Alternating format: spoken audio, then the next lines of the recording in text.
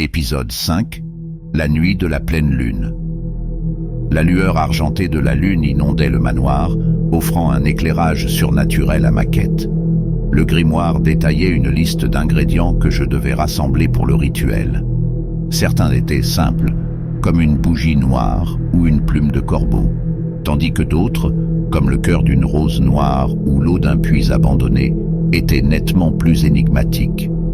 La première chose que j'ai trouvée a été la plume. Un corbeau était perché sur le rebord d'une fenêtre cassée, me regardant de ses yeux noirs brillants avant de s'envoler, laissant une plume derrière lui. Je l'ai ramassée, sentant une énergie électrique courir le long de ma colonne vertébrale. En explorant le manoir, je suis tombé sur un vieux puits dans la cour arrière. L'eau à l'intérieur était parfaitement calme et claire, reflétant la pleine lune au-dessus. Après avoir recueilli l'eau, j'ai senti une présence derrière moi. En me retournant, j'ai vu une rose noire, solitaire et majestueuse, poussant à l'ombre d'un vieil arbre. C'était comme si la nature elle-même conspirait pour m'aider. Tout semblait se mettre en place, mais je sentais aussi que quelque chose ou quelqu'un me surveillait, chaque ombre semblant cacher un secret, chaque bruissement me faisant sursauter.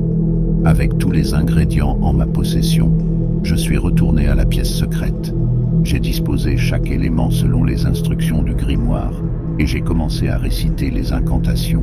La pièce s'est remplie d'une lumière bleutée et j'ai senti une énergie puissante m'entourer. Soudain, une force invisible m'a tiré en arrière et je me suis retrouvé face à face avec Éléonore. Mais ce n'était pas l'Éléonore douce et mélancolique que j'avais rencontrée. Elle semblait plus réelle, sa peau plus pâle, ses yeux plus sombres.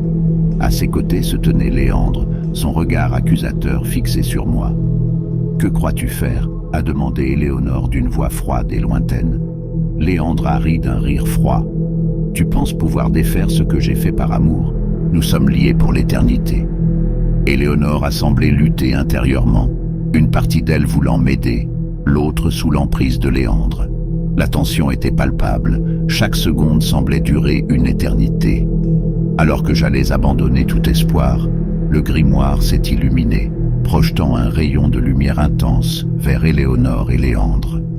Une force surhumaine a semblé les repousser, les éloignant de moi, alors que je poursuivais le rituel, déterminé à mettre fin à cette malédiction une fois pour toutes.